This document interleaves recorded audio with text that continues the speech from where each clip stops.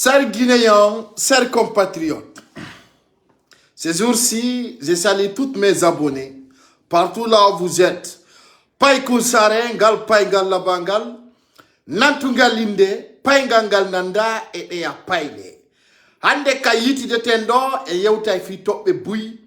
Kalano Natu de une vidéo aujourd'hui, comme vous le savez, Paikou Sare est un grand influenceur guinéen. Que tu ne reconnais pas, Paikou Sare reste dénumère parmi sa génération. Meilleur parmi les meilleurs, meilleur parmi les temps, meilleur parmi les logos aussi, comme vous le savez, toutes les soirées à partir de 20h.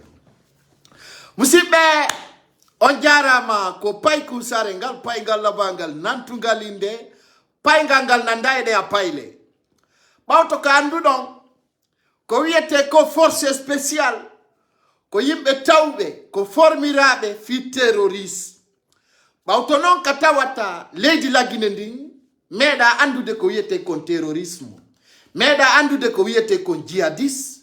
Meda andude ko wiete kon bandiyagal. Lady la Guinée ko lady wondi sera tay ko butti e nedi woni. Bauto non ka andu don, o matudo halkado wiete do Mamadi Doumbouya ko chef rebelle, ko chef terrorisme. Bauto non ka andu don ono population la Guinée.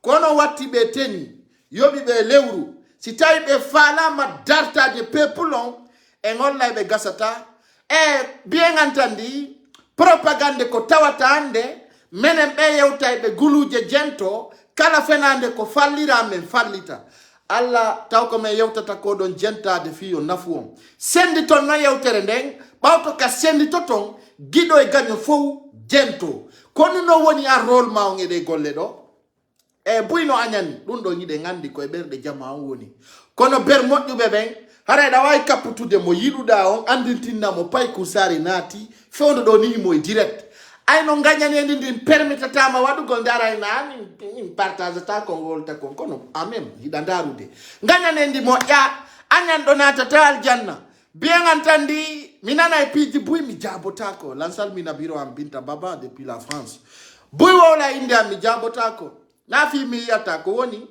la ngandi kam hewti don be siwa hewtude do nyande be hewti do be taw foko no fo wana gotum ara musibe mi yewta on taw ay mi hola ni on renio danger hino fokkiti hande e 22h30 kander pale Mohamed 5 bato non katawi e la weltani Guinée mbebe katawata joni e Facebook dum e YouTube e TikTok e Instagram e Snapchat e sisa dun no yomba ni Guinée mbebe fewndo do moja hare non do ngandi si yewtere jidi no yewtede buy fama mena mengarado fi jalnu golay goto ko fi on famu konko fewndi kasare mede auto non katawi hande fenande de nafata hande sa feni tun jama on fama ko fenata ko labi didi katata bel men jabanta goto Guinée fo famo ndiri Mamadi Doumbouya ko fenowo non, je vous remercie beaucoup. Je vous remercie beaucoup. Hande labani Guinée fop. Woni soso, woni maninka, woni forestier, woni landuma, woni jakanke, woni gerse. Ta konto afalja. Le gidi no dudi. Sa wi Guinée, wi a numéro 1 pour le foot. Moussibe en yewti ay ngandani en andini la Guinée les 4 régions naturelles de la Guinée. Ben no fo andi ande Mamadi Doumbouya ko fenande olori. Si da defu de sunna kati da way landaru gol. Jogo Prince la Euroma. En labi en famondiri en tawi Mamadi Doumbouya fenay. Bawto non ko fenata kon kadi. O feno o tampudo. Marsata o sa fenay fenande andara ko de barura. Bien entendu, mi yewta on taw fi de terroristes be bandi be uda. Sendi teno yewtere ndeng mahen fiyo jama waw yiwugol no andir don non fewdo do ni be dartani page yamending fi tatawata yewtere ame wawata feyude bawto dum kadi fulbe buyno ga tawbe ganyanendi ndin andi ganyanendi moja ibe anyani ha ko du wadi ande min ko telephone jiburdi din serude mi nyoyata ko berpetebi parce que di do ko geti da wata e jonga iPhone no ga o wi Apple be iPhone les 20 mi En bon anglais, hein, les 20 000, quand les estime, je sais pas. Et alors. Nyoke mai ngande no odi piji wole tedi jama mi dan wol angle de jama mi gollirta téléphone birdi moi là y a rien mais rien ne manque ara wi Côte d'Ivoire nyanne be uda be fala ma nyamude ko kerosene ka ko kerosene kerosene ka kerosene hitande kala nyanne be Côte d'Ivoire nyama artisijo hitande kala sakinane si artisijo njandi Côte d'Ivoire tout be nyama mo direct il y a des sorcières à Côte d'Ivoire. Les sorcières qui mangent des artistes, comme à Kéké. Je vous dis, hein, les sorcières de Côte d'Ivoire, là, veulent manger les kérosènes de Côte d'Ivoire. Billah wallahi tallahi. L'année surpassée, ils sont tentés de manger notre artiste là-bas. L'année surpassée, là, ils ont mangé Didier Arafat. Et cette année-là aussi, les Ivoiriens qui voient ça, les sorcières de Côte d'Ivoire veulent manger les kérosènes de Côte d'Ivoire. Vous avez vu ça? Chaque année, ils vont coroquer un artiste ivoirien qui veut aller à l'étoile, un artiste qui veut foncer, un artiste qui veut soulever, comme on dit, c'est la drapeau ou le drapeau de Côte d'Ivoire. Lui aussi, on veut lui coroquer. Il a perdu des voitures très chères. Et il risque de mourir encore. Parce que les sorcières de Côte d'Ivoire là sont dangereuses. Chers Guinéens, chers compatriotes, Wambela ndaru de osaido, ndaru pai kusare. Iruda, anyuda, falada, afalaka, wananda, awanana, paingangal kasare obaka. Sintere yurmende, fusala ko bona. Hai hunde, hakune alla. Nini simefijiri la ngai nyije de mite. Feti amai, sendu tumai. Wade mpiji di nohaniri nong, ulure personati. Paingangal. Ngal paingal sare, mi wolama. Si mi ara no aduna on kala ino. Grâce à moi, Facebook a compris où nous existons. Très bien mal entendu ou bien entendu, c'est votre affaire. Johnny non, musipeng, c'est yada infamo dire. Wotana no tomba si bonoton, kono mo kala ikala munka. Ah bapa, mala ko bona ala ko mijo. Menen souci zéro, stress zéro. Komar de million de banque mijo to perdi. Komar da kongo berko nyama haju mai ko aduna kaloto. Indela ya open no dammi do no wala nammi virisi e kere ngara lankirda. Ay mi miala e kaidiri. Ya rori kere wala risi. Hachu angedu. Kapucho ndira mini ni America beppo ndira mi cheka. Mimi ko lagine. Lagine me yo fire wad. Okay. Mi andi ande non idendo. Idendo ana afigi sintira. Partage mai. Mil partage mfuto to pijidi. Okay. O sa respecti ore ma be respectama. O sa te dina ore ma be te dintam. Mimi cheka. Sa te dina la mi sorke nyama kwa yona. Min ko du wonderto. Mimi bakade. Tu te dis pas, je te dis pas. Tu respectes pas, je respecte pas. Tu me foutais, je me foutais. Je dirais. Billah wallahi tallahi. Tu rentres dans mon paquet, je rentre dans ton paquet. Deda ina doucement, mi sorki manyamoko. Vrai, vrai. Laisse tomber ou je laisse pas tomber, c'est pas mon affaire. Moi là. Odum mi cheka go imi. La wa ore an. Tuma ida la wa ta ko min tuwa ino wa ino.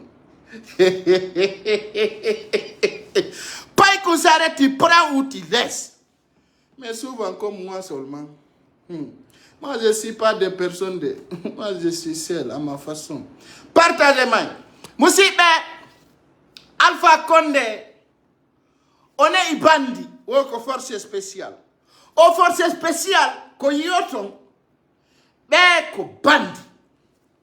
Mamadi Doumbouya a décidé de wad gol réunion dirigeance Kader Palais Mohamed V.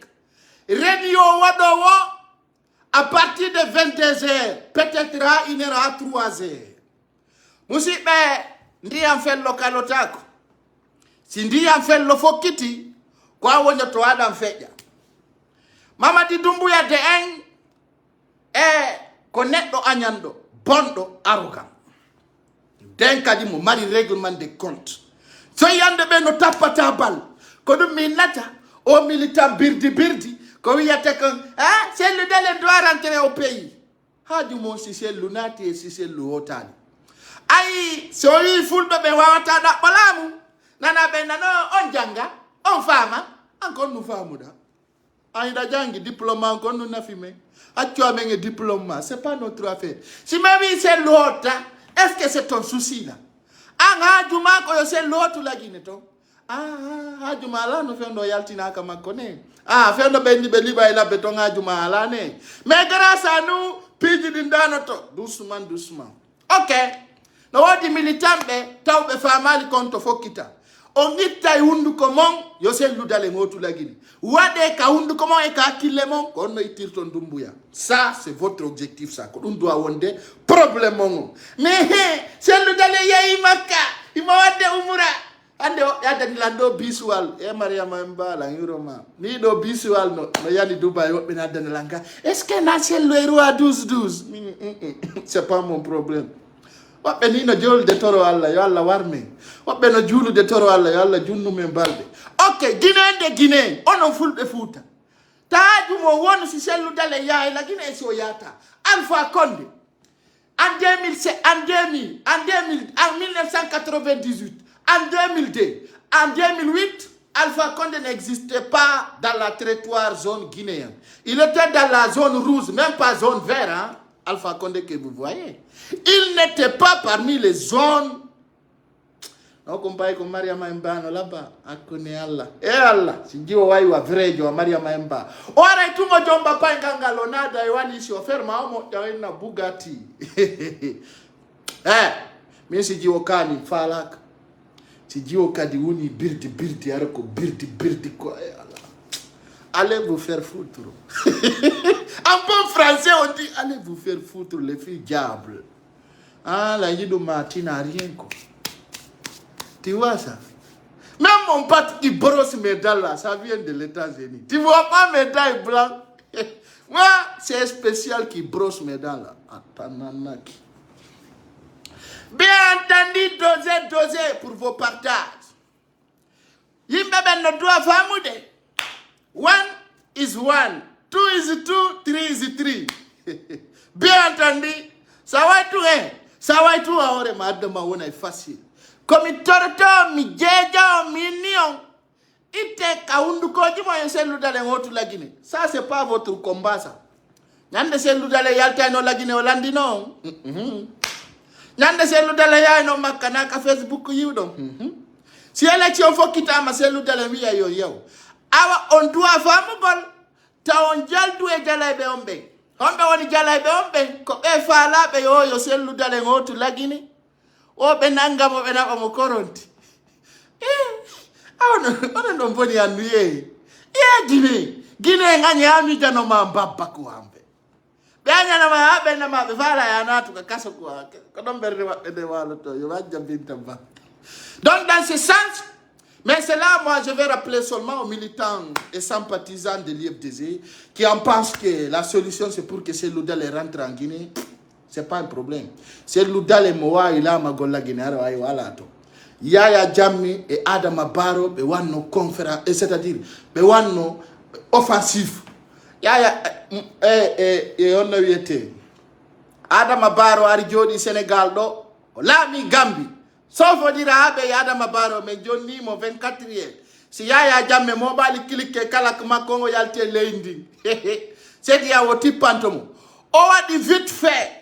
O yalti leindi o yari lami Mamadi Doumbouya Dumbusu yewta on taw ko hondum woni Dumbusu et force spéciale parce que Guinée be ben famani la Guinée ala ko ete kon armée républicaine sendite may musibbe am hande kander pale mi wi ren yo dirigeance waday o wopata kadi e to balde ma rabbidir no 25 fokkitiri.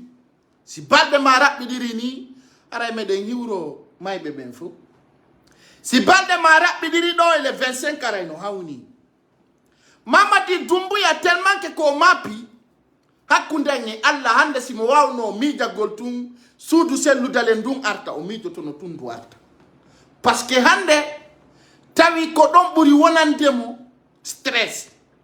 Hande ala ko yewtata ha o jetta exemple tawata no niwi. Sabuda neɗɗo on si toñi o fokkitay tun toñe ɗe yalta.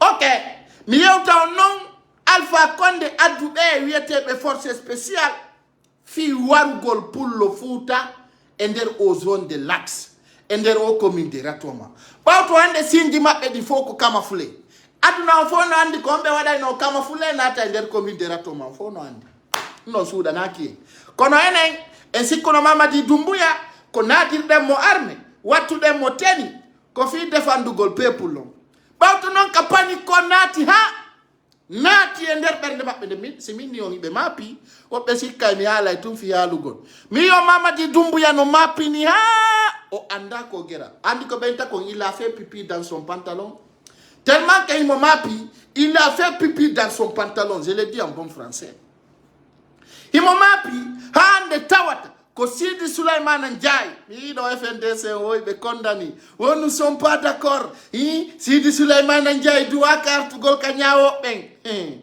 baba ko Mamadi Doumbouya duwa ɗo landagol départ wana Sidi Souleymane Ndiaye fewdo Alpha Condé haɓɓano bomɓe ɓe fof heƴuno e jogue mo inni ko woni kon feƴƴude lagine Mamadi Doumbouya anda haɗa naati fenande ɗoyo FNDC wi men condamni tribunal men condamni justice ɗum fof ko penani hombo duwa ɗo landagol départ mum ko Mamadi Doumbouya parce que ko kanko woni ɓe nomude fewdo Alpha Condé heñña e jogue tawi lagina hino e gonga e nder lewru he bonnunoɓe fof wari no huuli kono hande si tawi mijitama tawi ko ancien ministre ɓe Alpha Condé artirte ka gouvernement andi mi haalani o lagine ko systéme woni ko jooɗi lagine a bemma ari ko ministre walla bemma ari ko chef d'état major de l'armée ɓe waɗima directeur walla général de l'armée point barre lagine ko systéme woni wana hunde wotere stratégie maɓɓe on c'est comment imposer les imbéciles qui peut bien voler mentir c'est ça qui existe dans notre pays bien entendu aujourd'hui dans notre pays et quand on parle de CNRD vous voyez la démagogie dedans vous voyez c'est-à-dire on y est pénale maɓɓe ɗen flagrant joni nden ɓawta ko ɓe andi ɗum en andi pénale maɓɓe ɗen e hiɓe maapi stress on no naati e ɓernde maɓɓe wallahi billahi tallahi si tawno Mamadi Doumbouya no wawno fermugol Facebook existata no lagini si tawno ɓe wawi fermugol Facebook fiita jama o wowlunane ɓe fermayno ɓe na hande kadi Facebook nayi goɗɗo jento mi holli on ay publication Ousmane Gawal tellement que ko ɓe maapi tellement que no maapini ɓe jon non ɗo oren yo dirigeance wonɗo arde ɗo e enen ɗo fof hiɗen andi walla on nani onon ɓe tawaka ɓe lagine omo ɓe wiyata Alpha Condé Alpha Condé sa wi koro Condé guine jon sintira ari Allah no hule kono Alpha Condé kay no hule de e nder leydi lagine ndin kala arɗo ɗo wi fait attention yo Allah puucinde vrai kala arɗo ka pasan ɗo wi pay kunsare fait attention yo Allah defe kasara masibo male kala arɗo ka pasan wi pay kunsare fait attention que malédiction le plus fort tombe sur toi ko ɗum mi anda no arton hek kon fait attention siɗa mapan hoore man paran ton clique kalak mapano ɗo on no mapano to ɗalan koye nene goto ka koye ben goto on ɗum kafuɗi koye siɓɓe ko kamɓe woni wowlande Mamadi Doumbouya ko bemma honɗum wiyeton fait attention minen Mamadi Doumbouya na chef uji amen de minen min gaccaka e fait attention va vous faire foutre onon e fait attention mon bien tandi Alpha Condé taw ko lanɗo bandijo vrai lagine fof no andi ɗum ɗon en fof iɗen manditi iɗen gandi mbo wiyete Alpha Condé e nder ɗum ɗon Alpha Condé haɓidi e armée républicain o wari Buy o assassini Buy o raɗi Buy o termini Buy ɓawto noon ko Alpha Condé yahi ƴetti armée français et société gardiennage de Belgique o addi ka république de Guinée o tawi ɓen noon tu watamo aynude o haaldi e jama on kanko Idrissa Déby omo Tchad e haaldi yoɓe forme force spéciale ko lancaɓe on andi ko wiyete ko force spéciale ko Idrissa Déby e kañum Alpha Condé e lanɗo on Congo Brazza ko ɓeɗo bandiɓe wonno ko formi ɗum ka Idrissa Déby plan makko parce que o nana Alpha Condé no wowla souvent oyna mon ami de complice ko Idrissa Déby. Idrissa Déby bandijo gente moƴƴano yewtere nde parce que kam fokkitani on ɗo ko mi wawi o haalande ɗum sendite may. Idrissa Déby bandijo e Tchad o organise ɗum ha o gayni ay organise ha o gayni ɓe yiltiti contre makko wari mo ƴetti laamu ngu bien entendu ɓe lantimo ɓe ƴetti laamu ngu telen Tchad ay ɓe wari mo aɓe gayni fo yiwno tele Mali Bamako on nana no Alpha Condé nena lui c'est mon frère ce n'est pas affaire de pouvoir o ineteɗo IBK kanko kadi o naɓuno goreɓe Dumbuya o naɓi formation o artiri ɗon ɓen kadi yahani mo bimbila o haɓɓi mo ha yoori naɓi mo inni o démissioni se jetti Burkina ɗum no ton Alassane Ouattara ɓe naadunomo e mum o ndaari ha o tawi he ɓeɗo waylitay mo woni o wi ok min mi ndaara e feere mum o termini horejo maɓɓe on o divise ɓe fop hande kadi ɗum existe à Côte d'Ivoire parce que e wore manipulation maɓɓe ko ɓe ari ɓe sali kon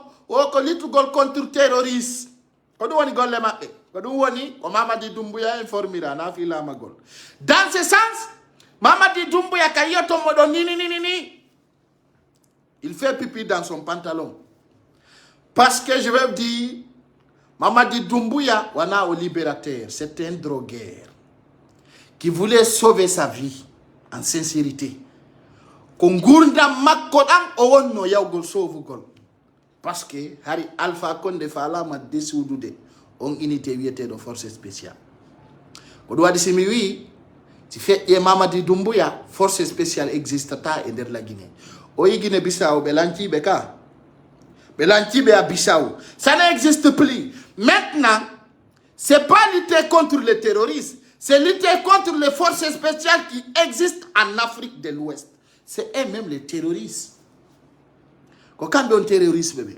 à partir de maintenant on va mettre des documents sur place maintenant bana portoɓe kamɓe wiyete ɗon communauté nationale et internationale la Guinée taw mais on l'a adna l'enfant unité force spéciale c'est des terroristes déjà on va former des documents on va former des documents qui vont aller à l'ONU à la Nations Unies parce que ande si ben landi que preuve ji hiɗe mari ka Mamadi Doumbouya piiti fureji hiɗe mari ka Mamadi Doumbouya woni sabu woɓɓe wara hiɗe mari piiji buy et puis kadi ko wiya kon force spéciale la Guinée ɓe meeɗa yawde intervention e nder Afrique fop ndaare sur Google ala ka tawata force spéciale Guinée on ɓe yahi ko tawata ko wiyete kon intervention terrorisme ala ɓe yahali Mali ɓe wonɓe Mali ɗen andi les gens qui se trouvent au Mali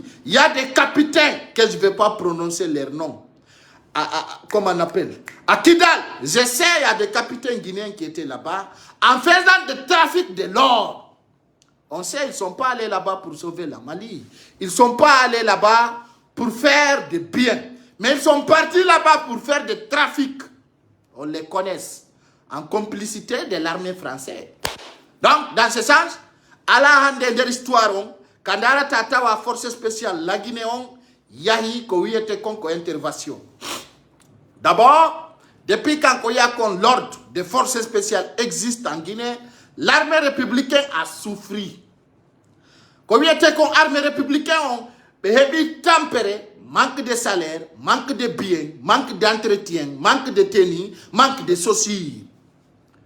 Johnny, non, je vais me dire, en fin d'année 2019, l'armée guinéenne était suspendue par des salaires internationaux. Harikala koyete kon d'abord, l'unité de forces spéciales ko iwrata kon ley de Porto parce que Idrissa Déby Alpha Condé ko dumbe yawno be feni.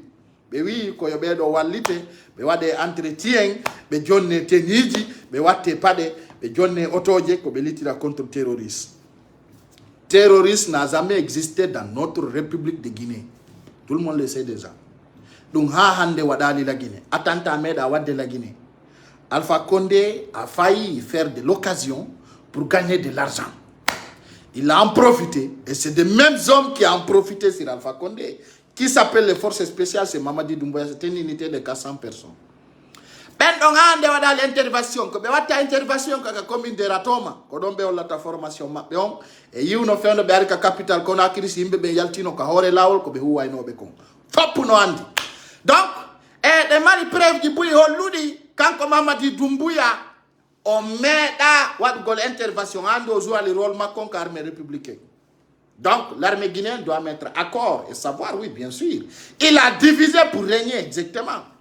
Johnny non Alpha condamné bandi diding di wanti contre Mako. Sendite no yewtere je vous dis partager. On est bandi diding di wanti contre Mako. Hande Mamadi Doumbouya ri renversement. Yetti la mungu no fala wa de dictature yaga. Est-ce que ça peut continuer? Il a pris le pouvoir par un coup d'état. Il est illégitime. Il veut faire une dictature maintenant. Il veut dire voilà, les Maliens ont fait 1 an ou 2 ans. Moi aussi, je vais faire 2 ans pour en profiter. Et les gens qui se bénéficient, nafigi oy koy no der ton kay. Hayiuda koy dareni nafigi ya gangale mabbe. Ben kay no encourage modom. Bien entendu, ils s'en foutent le bien de la Guinée. C'est-à-dire, c'est leurs intérêts. C'est ça qui les intéresse. En déshabillant d'autres, habiller d'autres. Wulli na beda, inanoya de welti na beda. C'est ça leur rôle. Ils sont en train de manipuler les Guinéens. Mentir. Dans ce sens, les Guinéens doivent être très matures et intelligents. 7 mois au pouvoir, Mamadi Doumbouya n'a rien fabriqué sauf de malheur dans ce pays. 7 mois. Pas d'électricité, pas l'ordre. Il n'y a rien qui marche à Guinée sauf la merde. 7 mois au pouvoir, il y a Ewadon, Tefore, Ndaron, quand Mamadi Doumbouya wada la Guinée. Kolibo Chudi, Hersingol Jamao, Wulingol Miskino, Sarenden Sati, Haiko Hekotono Kongachi Ebagol. 7 mois au pouvoir. Il me faut quitter 8 mois. Imaginez, 7 mois de retard. 7 mois de merde. 7 mois de faux promotion. Mamadi Doumbouya owiyo kanko ali. Woko wonno aéroport mo jogiti wal kumani ko don hedo no anti-crazy. O hedo don kumpa ku wiete ku onno mi anda onno. O tellement que ko hedo no musique woko ngol gigol wadi awati la Guinée minni o fenay. O fenay fus. Mamadi Doumbouya ko musique latu no hedo to. Oyi woko yurmende musique Guinéen ko do wadi awarti la Guinée nane fenande. Mamadi Doumbouya o duɗɗi ɗum mi wuuɗi ka salonga mini ye hari mi nani kono mi jabani. Mamadi Doumbouya o duɗɗi ɗum ɗon ka pale mini ye o wi wo ko sabu ko heɗotono musique jeli sayonge Sekou Bambino en anti-kerisi mi anda ko takkana sayonge wo ko Bambino mi anda e poco pacca wo ko ngol giggol naati e yurmede makko nden o ha o inni o harta e la Guinée o fenay landemo simo mari nationalité européenne. Il n'a qu'à vous présenter son passeport français. Il pense que nous, les Guinéens, on ne connaît pas son propre histoire. Moi, si tu défends nos Pays-Bas, le moment que tu vendais des poulets et aux Pays-Bas, tu étais narcotrafiquant aussi, on connaît, mon frère. Pourquoi tu étais lézard français? Si tu as nganda fidung, amena de penale ma men jata dum ko penale no wala Guinée me bengonga. Ka fenande fus koye no do gerto Holland fop no andi Mamadi Doumbouya il était dans un camp, je connais même les quartiers. Je vais donner des détails sur ça. Ça ni ko to na musique di la Guinée ko do wadi nati yurmende mande ha kaya tu la Guinée minna fenay. On a une vidéo là où tu parles en 2018, cette vidéo existe. Mamadi Doumbouya depuis Otaga ko manipulateur ko feno. C'est un menteur. Ko fenay quoi banu adama ko lancata fi banu adama ko fenande. C'est pas bon. Faut pas ir pour mentir. Donc il n'est pas politicien. Mamadi Doumbouya ne connaît pas la politique. C'est un menteur, c'est un criminel, c'est un vendeur de cocaïne. Donc soyez rassurés. Quand on est de FOP dans ses histoires, il ne parle pas son vraie histoire. Il ne parle pas ça. Il crée des histoires pour vous mentir. Il ne parle pas au Allah Halan de vraie histoire. Les jours que Mamadi Doumbouya va dire son propre histoire, ces jours-là, tout un Guinéen va pleurer. Parce qu'il ne dit pas son propre histoire. Hein. C'est un traître. C'est un menteur. Dans ce sens, chers Guinéens, chers compatriotes, Mamadi Doumbouya ko yaltata o la ko tele kon fo ko fenande. O fenani Guinéen be fenande mais maskanimo. Parce que o fenay dum. Kanko Mamadi Doumbouya tawari o wiyon o anda Alpha Condé. O ko labi didi o yi Alpha Condé. Dum ko fenande. Kanko Mamadi Doumbouya oni garde rapproché de Alpha Condé. Les images ont sorti. Avatar de lady hendo da puissance armée jogito da unité ara président wondo dongo nganda mangara ka hombo a unité lady lamandi no exista hara wiya minge lando ko labidi di men yidi o fenay il a menti et puis be wombe don force spéciale fo il y a des images commencées par Michel Lama katawata Alpha Condé no wadande be grade jini. Ces images existent. Au fait, la dundong, quand on sait, Armenganda, ko tout dans les woni. Mais non, que ko woni donc, ko yom enfant kamotu, c'était sorti en RFI. Tout le monde le sait. Yalti, Guinéme baby. Guinéme bouilli, ko fenande. Mais, tayon sayon, ainsi coup de. E wana bula ujo kwa kona intai ko bula ujo jone nata na mo vrai so ye di kadi minsi mi woli goto demantisi mi mekya nyama ko yontigi vrai dun non si da fala ko ay Mamadi Doumbouya nyalli data walla walo da mi wisi mi yaadi ayalti awi wana no woniri alla walla ma dara da do preuve sina dum mi sorkete nyama ko vrai ça soit clair mi itti o video ando si mi ali hunde ayi wanano woni Allah walla dara da mari preuve sala bappa minata e paquet madi ngawa paquet ronso non ala ni onde ande kadi ko tolérance zéro. Toute une personne qui tente à défendre cet imbécile inconscient, tu vas nous voir proprement toute une personne qui tente à défendre cette malhonnête Mamadi Doumbouya, tu vas nous voir plein 14 mais nga chantama peñante vrai Awakapale, Mohamed V, qui a de go réunion dirigeance, réunion de manipulation, réunion de complices, réunion de mensonges. Au réunion non, Guinée bébé fop, no doit faire gol manipulation tidudo, no yutir de baodum. Et au réunion wado hande, ender sarende, tawatatao au assise nationale, depuis le 21 et le 22, Mamadi Doumbouya a reçu beaucoup des artistes médiocres, des artistes de la capitale, des artistes menteuses. Arikadi miale na ondo, sergine ser compatriote. Mamadi Doumbouya ou dit chaîne YouTube, mo fala manaju de artistes be nafigi be bui.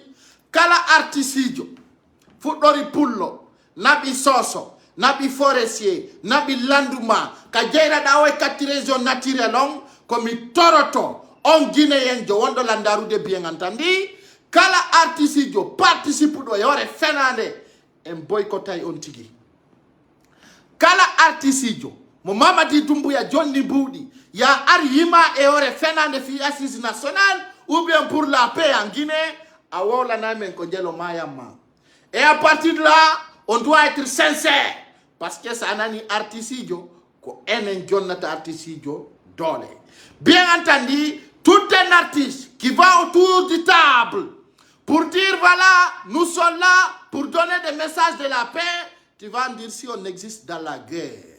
Parce que il y a des artistes en Guinée qui vivent dans la merde, qui n'ont pas de nourriture, qui n'ont rien à foutre sauf mentir. Donc ces artistes, on doit les paqueter. Parce que ben artiste il doudi. Johnny non, à travers d'influence mengon, waweteng boycottu debe.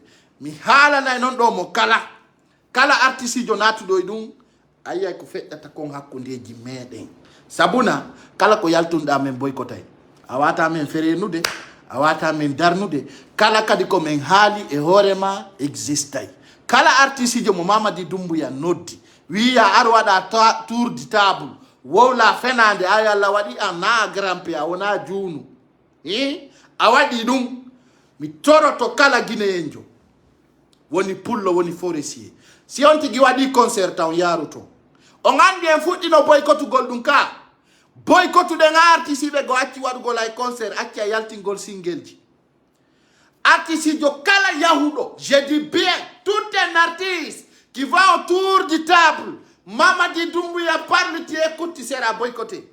Allah Koburi Boytugol artiste, tout ma wadi concert, tout ça liade. Guinée bébé yo gento la moja. Ara non tawata artiste wadi concert goto ya tay yaw go yima ama haru. Kala artiste jo participe do idum. Koye boycott kala ko fo kintini. Si ko sen YouTube bo mari boycotté.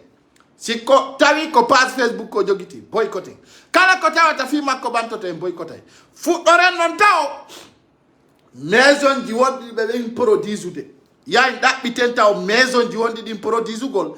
Ɗaɓɓitenta o plan familial ɓen fof wencite ndaren kala mo ɓe gollidata piiten mo ka social media ɗo bonne gandirowaji ka ɓe weyata ɗon donc ɗum ɗon koye stratégie départ o à partir de 5 bien entendu à partir de 5 cette stratégie va s'en aller on andi fiyon nu quand Mamadi Doumbouya passe par des artistes pour nous tromper on passe par nos influences pour les déstabiliser parce que Mamadi Doumbouya koni no dirde ɓen o ko fi be yimbe ben no hedobe jonno si be jenti kene hedotobe be ben à travers cette manipulation on va les boycotter ça soit clair ils n'ont qu'à être rassurés dans cet travail c'est donc si hide yewtu de non fio réunion dirigeance wondo fettude ande ka palais Mohammed V réunion dirigeance non tawdo ko réunion manipulation très fort o réunion dirigeance wadowo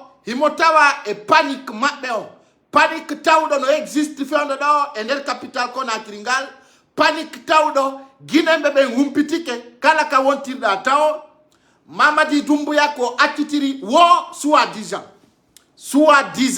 parce que ande kadi e ngandintina RPS ben watabe jabu Mamadi Doumbouya en profita e hore mabbe tabe jabu Mamadi Doumbouya fesina be sondowo dankora beda e ande en toroto be RPS be marbe hakkil na be jula na be bulawbe ko marbe be hakkil o sen der RPS e ande mi hada na on no RPS sikku be ben Alpha Condé no woda déjà d'abord et mi andi mi à travers de votre communication certains influenceurs guinéens soit disant plusieurs que je ne peux pas citer leurs noms, j'ai suivi plusieurs de vos vidéos.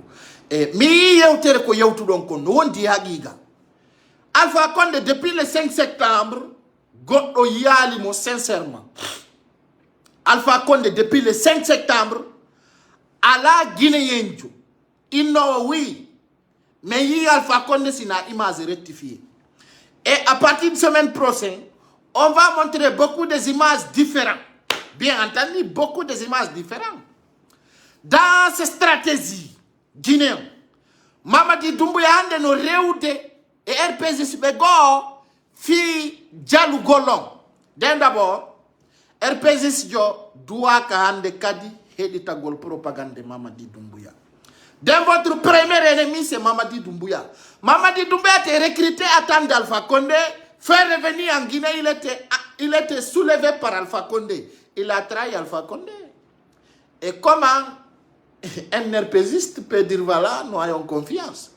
Owawata Kadi Yitugol et Alpha Condé, ça je vous rassure, ça c'est ma voix, responsable de mes actes. Alpha Condé n'a pas une famille biologique en Guinée. Alpha Condé a la était comme famille biologique. En République de Guinée, il n'a pas.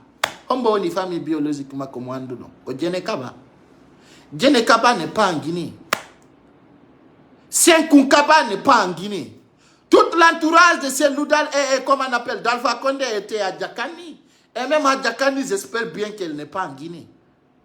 Et aujourd'hui, Makanera Kake, comment on appelle, et comment, je veux dire, Makanera Kake, et comment on appelle, et Bantamasso, Samsi Bantamasso, je vais vous dire, Bantamasso peut mentir, parce que c'est un menteur. Bantamasso peut venir vous dire, parce qu'il a peur d'aller à la maison centrale. Il a peur d'aller à la maison centrale. Qu'encore Bantamasso, il a peur. Demandez à Bantamasso pourquoi on n'a pas envoyé à la maison centrale. Parce que Bantamasso, il était convoqué. Il était convoqué pour dire, voilà, quand on te dit, tu as rencontré avec Alpha Condé, il faut sortir dire ça à la média. Sinon, placement en maison centrale. Mais Bantamaso peut mentir. Bantamaso peut dire aux militants d'RPG, j'ai rencontré avec Alpha Condé. Donc on a dit ça, on s'est dit ça, on s'est dit ça. Mais ça sera assez faux. C'est pas vrai. Parce que Yande, ils don't do a femme de Dundong. C'est pas vrai. Si Bantamaso yalti oui RPG bébé, mais il dit Alpha Condé, mais pas que ça remine on fait idée, on a gonga. Makanera Kake, c'est un homme sans objectif. D'abord, dans notre propre langue, on l'appelle Donyorgal. Donyorgal, c'est un caméléon. Makanera Kake, il n'était jamais un politicien. Makanera Kake, c'est un manipulateur, un simple pauvre, un simple guélia. Un homme sans objectif, sans motif, sans direction, c'est Makanera Kake. Il n'a pas de voix. Il est partout. Donc, dans ce sens, Makanera Kake, si il dit Alpha Condé, c'est assez faux. Ça n'existe pas.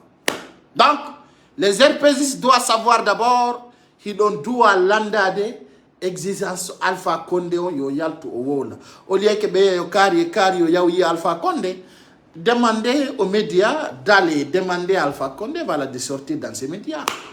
Pas de Alpha Condé a dit ne veut pas voir telle personne, telle personne, telle personne. Il n'est pas prêt à recevoir les gens. Ça, c'est leur manipulation au sein de CNRD. Donc, il y a beaucoup de personnes qui sont comme ça. Je demande les RPGistes d'ouvrir leurs yeux pour voir très bien qui est Mamadi Doumbouya. Vous le connaissez mieux que nous. C'est donc si réunion de dirigeance, là, c'est très important, cette réunion de dirigeance qui passe au palais actuellement. À partir de 21h, ministre Beboui, Kakander Palais Hande Hirti.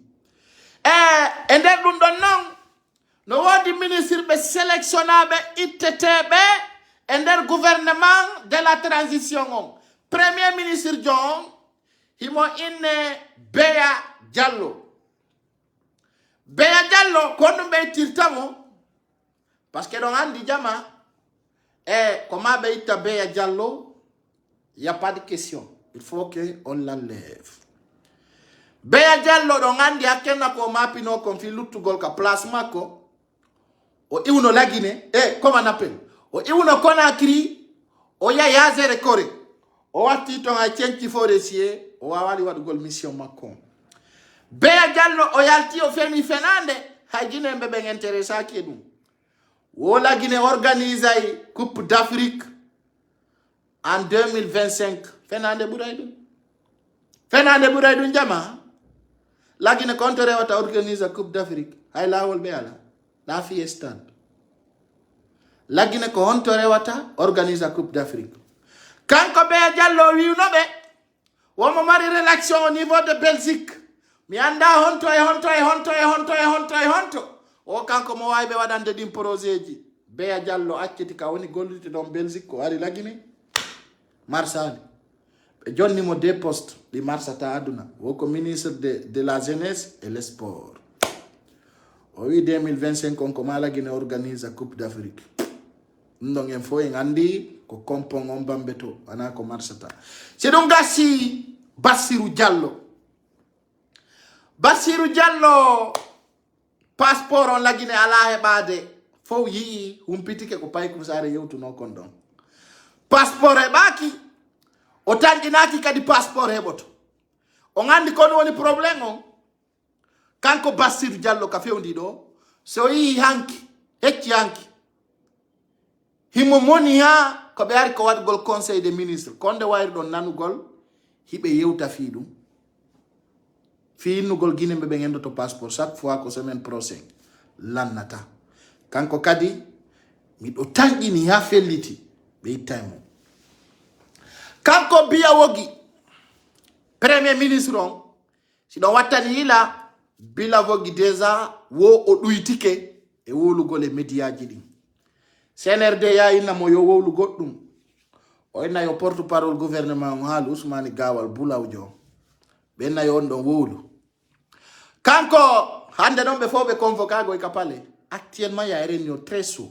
parce que be ala jabude wowlugol si don watani la ko honde tuma kanko premier ministre on bila vogi o wayri wowlugol ya ndaro journal RTZ sérieux il don yide mo wala ka série ton je vous demande seulement répondez oui ou non il don yiude kanko ministre premier ministre o moala est-ce que vous le voyez parler à la RTZ honde wayri do yide mo wala na ko yey koya depuis ngande o yalti o wi a banque centrale on fusala ton depuis o wadi on débat donc on yiti mo wala hatti e photo ka il parle pas parce que actuellement on cherche comment les remplacer on yata comme yala en ko non ko stratégie wondo fejo de derton mi data yewtude di yewtereji do il parle pas la RTZ on ala yide parce que ko be nata ko yo wowlu o wata wolde o wayri wowlu de fidi assise du national donc kadi il était encerclé par les forces spéciales o wayri wowlu gol fi assise nationale jidi parce qu'il n'avait pas le choix. Il avait dit on appelle tout le monde autour du table. La Guinée nous appartient tous.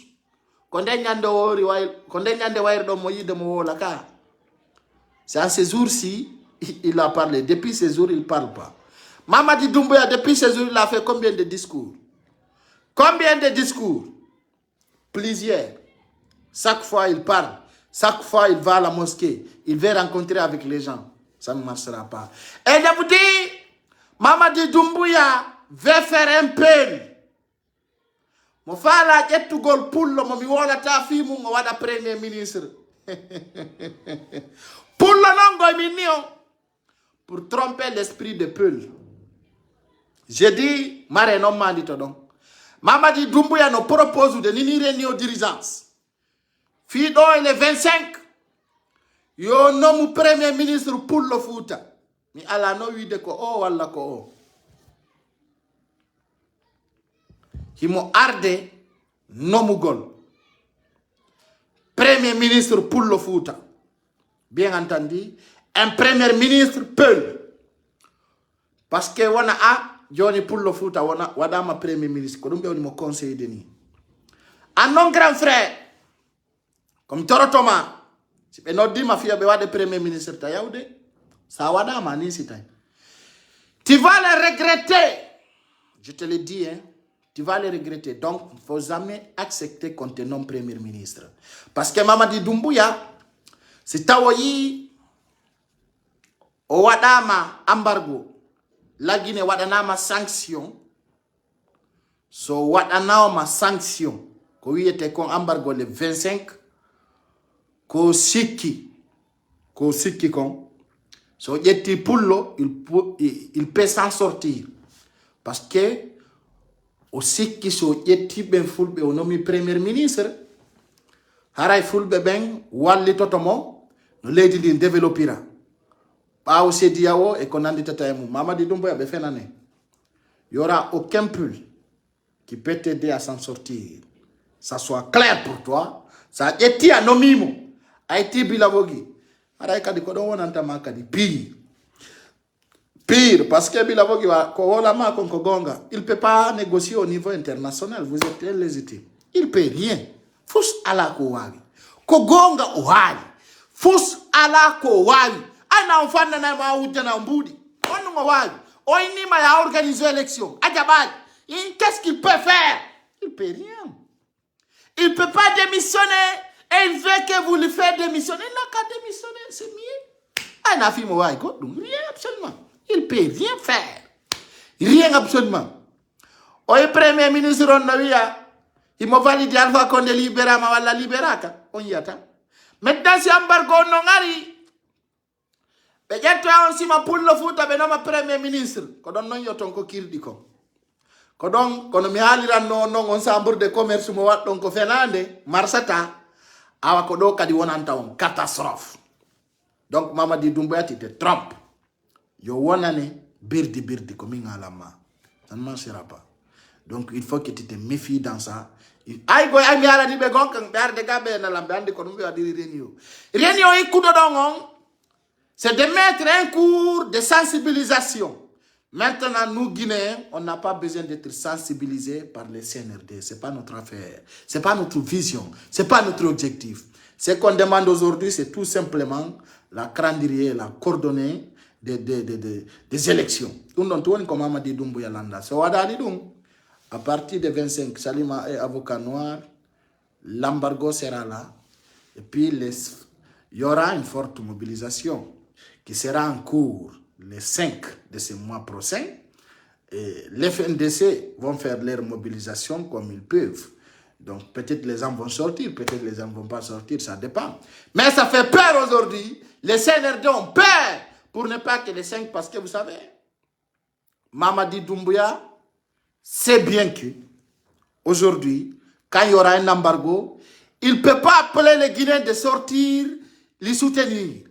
On a dit actuellement, ils ont recruté beaucoup de jeunes. Ils ont donné beaucoup d'argent. Beaucoup. Jeunes, mais vous y indiquez Mboudi. Fi, si vous avez la Guinée embargo, yo jama on yalto ya. Nous soutenons Mamadi Doumbouya. Nous sommes ensemble avec lui. Il est le libérateur. Ko fenando de kala hendino di Mboudi ta yalto ka ore lawol. Sa yalti ara na di ore maitana. Si be jonni manon jabu. Mingala ni on Mamadi Doumbouya si la Guinée wadana matunga embargo. Ils vont payer beaucoup de jeunes, soi-disant, Guinée bébé nous soutenir, comme Mali avait fait. Ils ont dit Mali, dit, c'est une guette à Yaltuno. On a dit assemblée, oui, on a dit Mali bébé faux. Oui, voilà, les opérateurs économiques nous soutiennent. Nous sommes des Maliens, nous sommes des libérateurs. Hey, on a dû faire des Mali. Alors, maman dit Doumbouya, il y a tout d'imboudi, il faut la zone de population. Yoba force spécialement organise l'élection kita. Mi halane do Guinée joy goto wona namade hakkundangi Allah billahi wallahi tallahi. Ya o ken Guinée kite soutien. Joni no sibe inno ima ya wadoy dum menen no moƴƴani men vrai. Hino moƴƴani men moƴƴa. Parce que on andi Mali hari be hebali opposant jomo be fala. Opposant jomo mabbe on no yaltude on yi'ay. Opposant jo la moto do Mali Bamako. C'est un ami intime de Cellou Dalein que je ne vais pas prononcer son nom aujourd'hui. Il va sortir candidat, vous allez voir. Johnny non, Mamadi Doumbouya, ben non, quand il casse la maison de Cellou Dalein, il sera découragé, il ne peut plus faire les choses. Maintenant, tu as vu que ce n'est pas nécessaire. À travers de mon vidéo, tu as laissé la maison de Cellou Dalein à la paix. Ça ne nous intéresse pas. Va casser, tu vas voir. Va casser la maison. Tu vas voir ce que je te dis dans ma vidéo, c'est clair. L'abbé, ça anda lando a fama. Ça anda lando a behalani, kuya ko l'abbé. A fami, na fenande mi ala made ko clair, mi nga chwangala ko be na tama ko ngesela. Mi ko gonga mi ala tama. Mi na figiruma, mi acha kasiva ou ça va mal. Il faut que je te dise la sincérité. Comme yalti me woli, men jonni détail didin, o yibere la si eli bo chudi din fewndo do. Ils sont relâchés parce que yande kadi be andi si be libi chudi din révolution no même minade. À partir de là do les 5 no fadi no arde kanko Mamadi Doumbouya fewndo do ni ministre be makko buyi falama accutude fita be perdre fuɗɗori Ousmane Gawal. Il veut laisser, mais il sait que quand il laisse, il ne peut pas revenir au sein de l'IFDZ, il ne peut pas rester à Gawal, c'est terminé pour lui. Maintenant, art de confiance, au niveau de national et international, c'est diawo ko be woni kon convaincu de ko do mi andintin town et connexion mengon no moƴƴi. Ko wona ko yewte de ka Facebook, ça donne beaucoup de force aujourd'hui. Ko média hombo yaltini, wi Alpha Condé libérama. On y France 24, on y BBC, on y Africa 24, on y TV5 Monde. On va tailler de ton parce que ben donc be hajaka is militaire. Ande kadi Mamadi Doumbouya, France 24 wawata yaltingol piji makone sina piji bondi. Ça d'abord, c'est notre travail, on doit être très content de cela.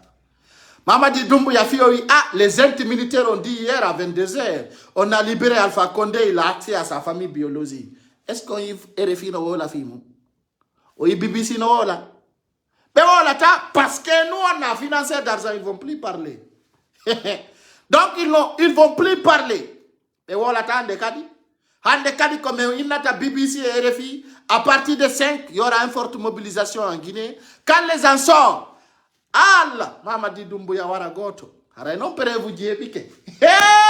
CNRD yalta do mema goto pet. Yo non ko huwete ko.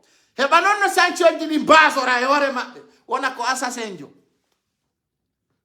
Wona ko assassinjo. Ari. Yo memu goto. Ko do gandirton. Fewdo do ni den gollude nokeli busi den pusude. E weltano den do non hande manin kabu yalti leydi ndi wi ko Saudi woni yaade. Ben ko wombe dogude de ano kaba dolari. Buyni ni yalti leydi ndi wi ko umra woni yaade ko fenande fus. O ganda buy dogi leydi ndi lagine. Har hande o yiri Guinée no yarani umura. Ha hande o yi. Bandiji di wondo yide di Makka fewdo do ari don yide di tom. Guinée mbuy wawatano yaltude e nder leydi din sina be wiw ko umura be woni yaade. Jon à travers le temps, ils sont décidés de couper des billets avion pour Dubaï, Arabie Saoudite.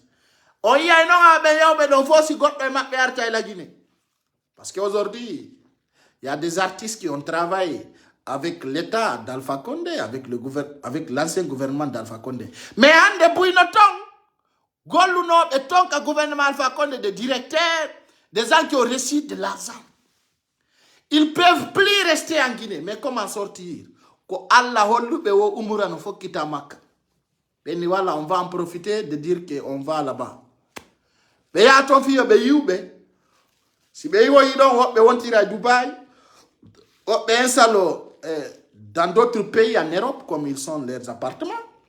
Et certains vont venir en Afrique de l'Ouest, que je ne peux pas citer les pays qu'ils vont s'installer.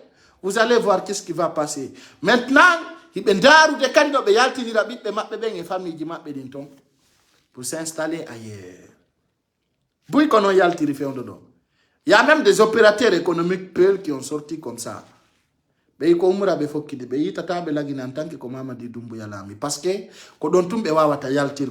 compris leur plan. Donc, ça pour vous. Ena go na class business yari fita be andu to be ko bawo jodo yi bawo ka bobi avion wal ko tombe jodo yi hibe siltira avion wangalimi ko be ya Arabie Saoudite wadu gol duma wadu gol umura penale tout birdi mais dans ce sens on ne pouvait pas dénoncer en ce moment pour ne pas que y a un bon nambe en profite mabbe on endo yaltiri donc il y a plein harika di ministre be buyi au sein de CNRD no fala no yawgol umura Mamadi Doumbouya ay goto yata. Oui, ay goto yata umura. Même ses amis proches, certaines personnes voulaient quitter en Guinée pour aller faire l'umura. Mamadi Doumbouya oui, non. Ok, aujourd'hui, on va poser des questions avant de revenir dans les réunions dirigeantes de la République de Guinée actuellement au Palais Mohamed V. Artefi Ousmane Kaba. Ousmane Kaba famille nan no Guinée même kanko na o yilta do ko aéroport ka. Bien entendu. Ousmane Kaba famille nan no Guinée même o kanko ko sabu passeport diplomatie ko du yiltimo. Mo andi wanadu woni gonga kan. Kono o wala na Guinée be ko fe ikon. Et pourquoi aujourd'hui les Guinéens quand les CNRD met mise en scène, les Guinéens disent voilà ceci c'est ça parce que vous n'avez pas de vrais renseignements. Jono landite ko sabondum Ousmane Kaba o wawali yiltita gol France o famino vol aro yo wodon kanko e ngal be ya dai France ka kanko Ousmane Kaba. Mais dans la semaine on a vu Ousmane Kaba à Kiev. Après on l'a vu avec Mamadi Doumbouya et actuellement il est calme. Ousmane Kaba ya halde Ousmane Kaba ya dans les vols à Yaouangal France. Ousmane Kaba est en Guinée, il est calme parce qu'aujourd'hui, on l'a dit de payer des moitiés d'argent de dollars. Béni Ousmane Kaba a beaucoup de dollars. Mais l'andi modun pour ne pas perdre son établissement, l'école, Kofi Annan. Et bien, il y a des gens qui ont été école, mais il y a des école publique. Quand on a dit Mamadi Doumbouya are jattu golon l'école don ya wadi université on école privée publique et collège. Yo Guinée be ngar janga be wada nouveau directeur be ɓeyna ko leta jeeyi Ousmani Kaba fewndo ɗo ɗum no anini mo no ɓuri mayde o ɗum o falano yawgol France o waɗa maguyi o waɗa birdire o tawi ɗum ɗo marsata joni noon o yi kulol ngol Mamadou Sylla hulingol Mamadou Sylla o mo reedu mum fota tawa horde e nder ko Alpha Condé libéra kon fof ko Mamadou Sylla tum maapi e nder lagine fop Mamadou Sylla tum maapi Mamadou Sylla non no maapi ha Mamadou Sylla o si Doumbouya acciti Alpha Condé o waray ko masibo ko nambara ko kasara no hawni ɓe duwa kamo accutude few ini Mamadou Sylla fi on ɗum Mamadou Sylla si selludalen ala e nder leydi ndi lagine haray himo maapi haray himo ani haray président selludalen gayni waɗugol umura on nani teddungal e moɗon on fof mon e hendi ke image ji ɗin haray noon Mamadou Sylla kanko o wi o tantata o yaltugol leydi hay ɓe jaɓata o yalta e miijitare maɓɓe kamɓe CNRD woodi wiɓe ɓe ko Mamadou Sylla andi secret ji selludalen Mamadou Sylla wi kañum anda e fus ko wola e selludalen ɓuri ko wowli ko fus o anda Sidia Touré ala lagine selludalen ala to ok Mamadou Sylla o wi waaju ngo waajoto ngu Mamadi Doumbouya accutugol Alpha Condé ɗum ko dangereux parce que Mamadou Sylla no andi fita probléme ji ɗi memmino Alpha Condé no ñawlino mo mbuuɗi bus kanko Mamadou Sylla tan élection on 2020 fof no andi o indi mi waɗete Mamadou Sylla chef de file de l'opposition fof no andi joni noon Mamadou Sylla nini ni ɓe tappanimo tabal ko yo toñu selludalen fi Guinée nini Mamadou Sylla noon ɗum no maapini ɗum Mamadou Sylla no maapi ha fewndo ɗo nini mo maapi ha maapi Mamadou Sylla nini ni ko kanko tum maapi fi ko Alpha Condé wiya accitama ko kanko tum maapi parce que nini ni haɗi ɓe nanga Mamadou Sylla wo ko fi selludalen ala e nder leydi lagine ndi nini wonɗo torade Allah ta selludalen artu lagine ko Mamadou Sylla ay Mamadou Sylla no reeni toñe ɗen o wowlanama kadi toñe ɗe o fokkintinaɗen Mamadou Sylla kan ala yaltude leydi so nawni ni ko lagine o mayata sino Guinée busta nini ni kanko kadi hino ɗon himo kolotira ɗon himo nanga ɗon kolotira nini himo maapi himo diwna himo ani wallahi Mamadou Sylla ni haranu mo wawno plonzade o yaha plonzoto no o yalta leydi parce que mo maapi ha jonno Mamadou Sylla so ndo ɓe nodda mo téléphone ɓe na ɓe arana mo semaine prochaine fiyo yaw ka Kiev landite ko fiyon no Mamadou Sylla ata kani Ousmani Kaba oyi ko ando atti yawde to ko an atti yawgol ko Kiev to ay ɓe andidiri de donc o yiɗi piiji ɗon fo kono jama o reni o dirigeance noon fewno ɗo fewniɗo ka nder pale ni Mohamed 5 e hande ɓe andi plan ji maɓɓe ɗin ɓe eswi fi selludalen o joni naliɓo cuuɗi anini Mamadi Doumbouya si o embargo ɗo frappama comment il va faire pour s'en sortir y a pas de porte donc andi piiji ɗiɗi no fokkiti e lendi si minni on jama yewtereji men ɗin no mari nafa haray ko yettugol Allah buy metter l'école ɓe ɓen ka leydi Conakry ɓe holli ɓe lança grève le 25 janno à partir de 25 taw l'école jangetake lagine ɗum noon no wela élève on moƴƴa hara élève ɓe yo prépare joɗagol ka cuuɗi l'école o lanniri à partir de 25 ans à partir de 25 janngugol ala woni université woni école privée woni école publique kala école uddutuɗo ko yawnade ndiron professeur ha ɓe nantodira min jonni oddu puutineɓe ha ɓe nantodira à partir de 25 haray l'école ala ka jangede lagine haray min jonni on vacances à vie ha ñande Mamadi Doumbouya iwi ka l'école maison centrale walla on no dans ce sens no jama e fuɗɗike lan addande ɗo piiji kala ka yiɗon ɗum ɗo ko Mamadi Doumbouya yoɓi jama on o yoɓe wi selludalen waɗi accident ala mek Mamadi Doumbouya yoɓi yimɓe fewndo ɗo ni on andi accident no waɗi fewndo ɗo ka mek ni Mamadi Doumbouya yobi mbudi abbe nani abbe no den do prosu be président on fiyo rasiro parce que penale no yalti do de penale do en wawatade feƴƴinangol ɗo jama on sina ɓe rasiri jonnen en nodday ɗo fiyon andu ko fenande voilà habbede he la ila ko ɗum jama on ɗo hulɓini ɓe hulɓini ha maayi mokko ok benani fiyo rasiro ko fenande fus ko ɗum woni probléme guinéen no mari o tana fenugol hulɓina jama on acce ara noon ɓeno nafude ne habbede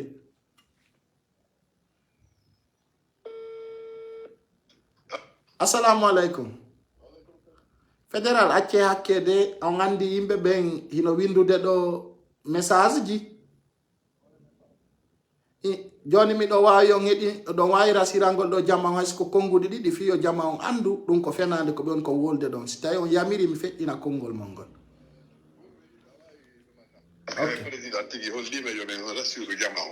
ok haray ko fédéral meɗen wonni international télé Dakar ɗo haray ɗon ka page ɗo fewno ɗo yimɓe wulure ko fawi no heɗitade en fiyo rasiru jama on ɗum ko fenade noon assalamu alaikum jama militant sympathisant FDG haray ko humpitugol on ɗo woodi wi'uɗo ɗo Alhaji Sellu no waɗi accident Arabie Saoudite nder bus hayɓe wi'i woɗo woodi jeeta to maayo béton aray ko andingol ɗon président waɗi message andingol jama on yo responsable ɓe hewtin kala militant e sympathisant ɓe fof e yiɓɓe maɓɓe ɓen fof yo andu hay fus waɗaɓe kila ɓe hewti toon ɓe naatali e bus wona ha sakko waɗa ɓe waɗa accident aray ko andingol jama on watta hay goto haalu ɗum ko haala ɗon hay fus alaka sigi hiɓe e jaam hiɓe jokki tumorama ɓe naɓo yawno fimo ngo aɗa ko ɓeɗo ɗum ɗon marnomi komi hoddita jama men ko albarka on yafata ɗon komin noddi on komin prévenari o albarka fédéral jarama hara jama ni kadi ko ɗum ɗo woni gonga kan on andi minen ko terre à terre de ɗo penale ala ɗo koko laaɓi poste ɓe wawata yaltude he Mamadi Doumbouya ma piqué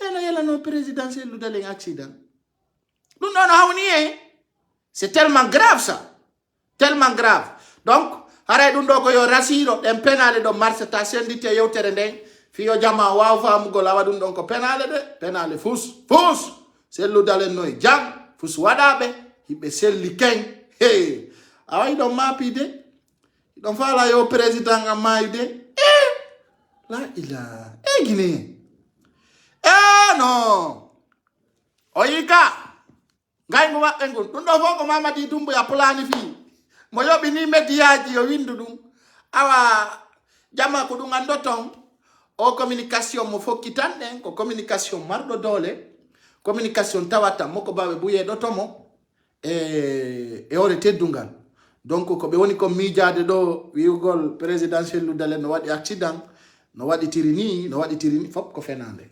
présidentiel ludalen no jam hatta wawi ɓe noddugol ɗo en direct ko fiita ay ganda programme ji maɓɓe ɗin kamɓe tigi si ɓe hewtiti ɗo inchallahu e yaay ka ɓe woni ɗon ɓe waɗa yewtere yiyonɓe andon hiɓe selli si Allah on jaɓi no ɓe hewtiri ɗo il faut daali on noon min waɗa e vidéo kono noon no gasa si ɓe newni en waɗa yewtere nden e maɓɓe haysi ko yewtere nde 10 minutes yiyon présidentiel ludalen andon hiɓe en forme fos waɗaɓe Mamadi Doumbouya ma piqué joni o yoɓa e médiaji o yoɓa e médiaji yon président on ma allo assalamu aleykum waaleykum salam on jaram ɗon e jaam alhamdulillah wawi gran ko fewndi miɗo e direct nan s'il vous plaît ok merci awa ɗum ɗon jama on ko yo faamu ko birdi ok on va passer non min lanɗo minga minni o Mamadi Doumbouya faɗɗama si ɗon faala holo ɗon si ɗon faala accon ɗon ko ɗum wonder ton ɗum ɗo fof ko manipulation Mamadi Doumbouya fop. Tout ça, ils vont payer des médias, des influenceurs, des artistes pour nous manipuler, pour mettre doute sur nous. Ko ɗum ɗon woni objectif maɓɓe. Non, aucun projet. Aucun projet. Donc, dans ce sens, je vous rassure, président Cellou Dalein va bien. Tout ce que vous voyez dans ces médias, c'est assez faux. Président Cellou Dalein se porte bien. Il n'y a pas de souci. Donc, dans ce sens, réunion dirigeants qui passe au palais actuellement, andeji ɗiɗi hino yalti e nder leydi ndi. Ɗi andeji ɗiɗi ɗo non, jaman no doit faamugol ɗi, andeji ɗiɗi hino fokkiti e leydi ndi. Haray non hari yiɗen yewtude fiɓe meter l'école ɓe. Meter l'école ɓe ɓe holli ɓe yahay grève. E itti lendi le 25 woni nambaraji tati fokkitanɗi Mamadi Doumbouya. Ɗum ko yettude Allah buy. Premier nambara on taw na fi embargo ko fi ɓe meter l'école ɓe. Meter l'école ɓe ɓen holli à partir de 25 ɓe jannata parce que ɓe ndaki salaire on. No wodi non nambara à l'intérieur. Mi wolani o mi woltanike on depuis Mamadi Doumbouya laami o wawali yobugol militaire bébé. D'abord ça c'est un problème. Kono meter l'école bébé be yalti ndeñande mi hala non ko nabi be ka commune de Rato mabbe bebini police on don ko fi ta police on yaltu réclame salaire mabbe on ko dum be yabbe mi be bebinani be. Dans ce sens meter l'école bébé prévenu do e le 25 kambe be yaltay be déclara be wada manifestation fi yettugol mbudi mabbe din sinno l'attaque haray meter l'école bébé ngolli be jannata si dun non gasi haray ko wiete ko mobilisation forte mobilisation à partir de 25 haray itti taw ka Facebook ma nokko kala ka wonda hida wawi contribuer e combat fokkutu don le 25 den commentaire ma bindongol ça fait partir de la contribution.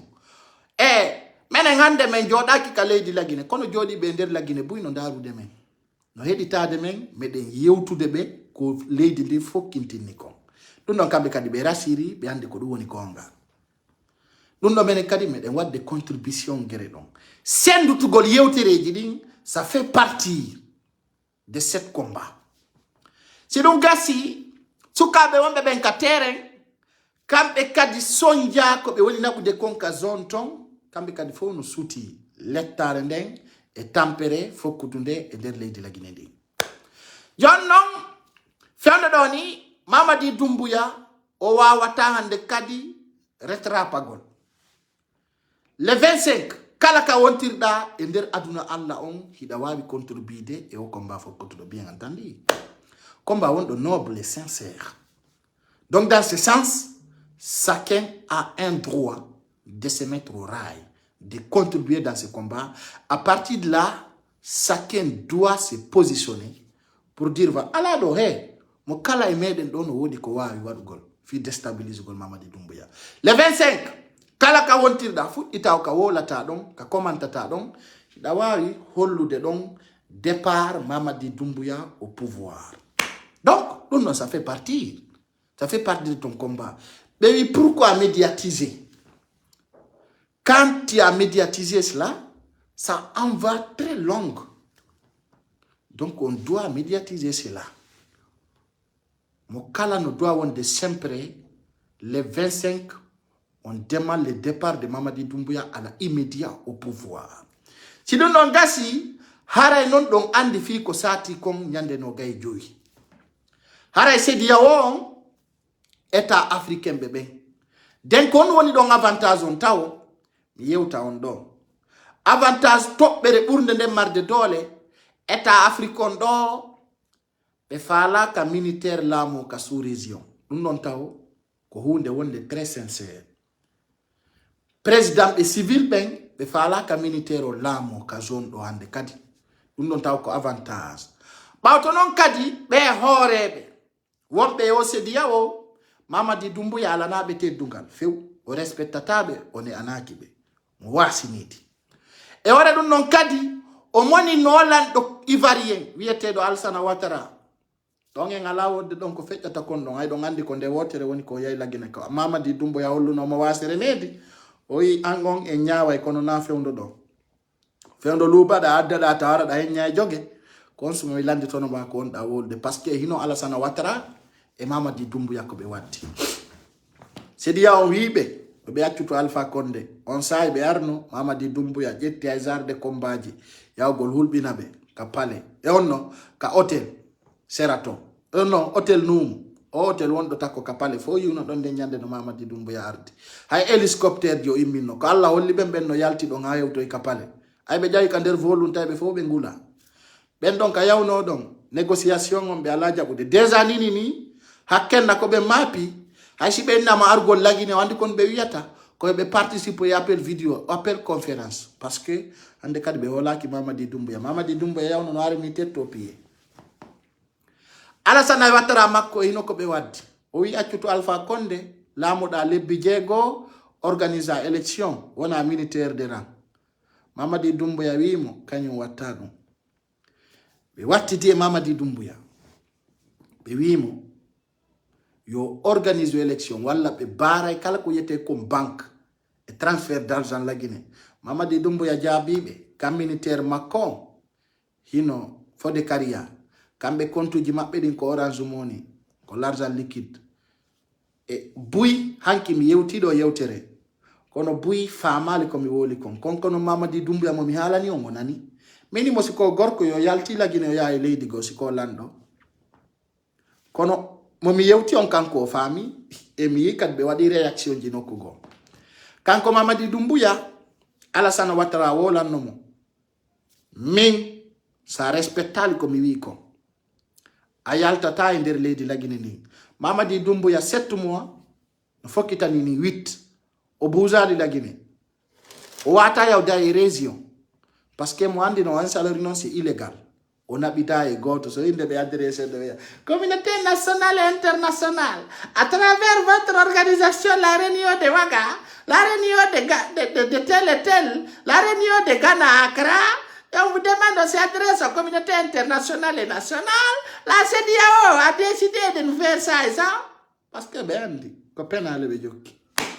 Donc, ko yete ko Banque mondiale, nyawlata be mbudi.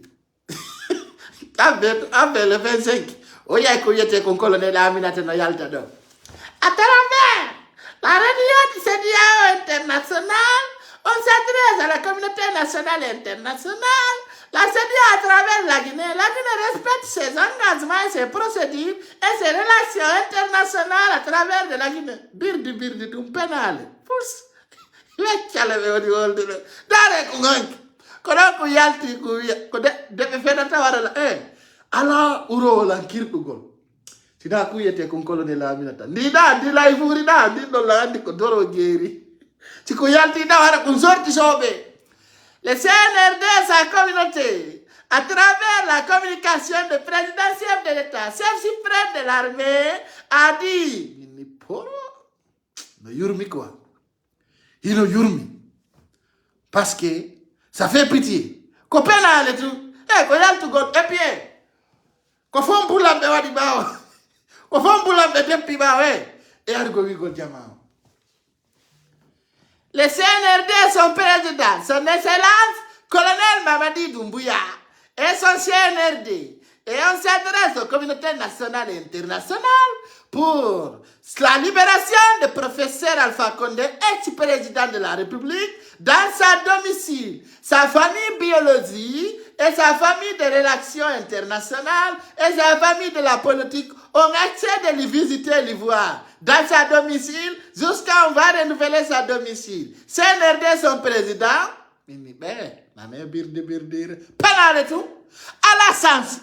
Hay hunde ala ko ndar tata on yaade gonga be yabe film Alpha Condé black na jamao. Donc c'est dia watta commentaire hore dum ala wado commentaire dum be fop no andi ko fenande ko mapunde kanko Mamadi Doumbouya o woni yaltinde holla yimbe be bêtise flagrant, bêtise ala moiki. Donc dans ce sens je vous rappelle et je vous rassure, Mamadi Doumbouya est illégitime.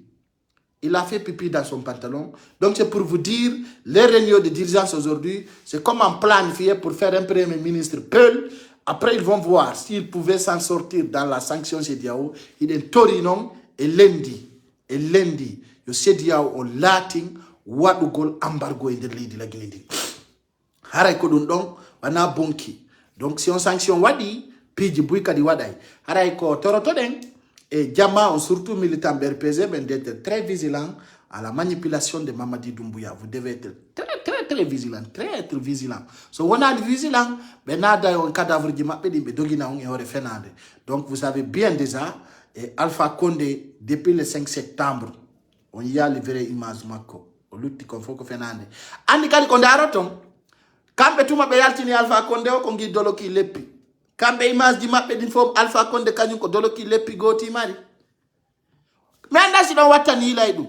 Image ji be yaltinta be Alpha Condé arti walla yayi fo ko doloki leppi ngi o watti. Kanko ko yari wo ko ngi tungo mari ko wattone.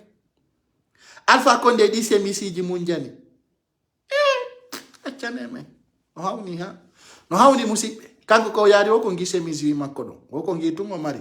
Dubai International kala ko yari ko dum c'était pay kursare ngal pay ngal labangal nantu ngal inde non ko kala ko wonno ka jodo don mi weltike ko jotti den don ko wadu den de yewtere do yimbe buy hediti kala hawrdo video ko yo sendotu ara yiti day kadi jango wana wala do si Allah on jabi fi yewtu golon ko fendi kasare men ko nakiri pay kursare ngal pay ngal labangal nantu ngal inde je vous souhaite une excellente soirée au revoir.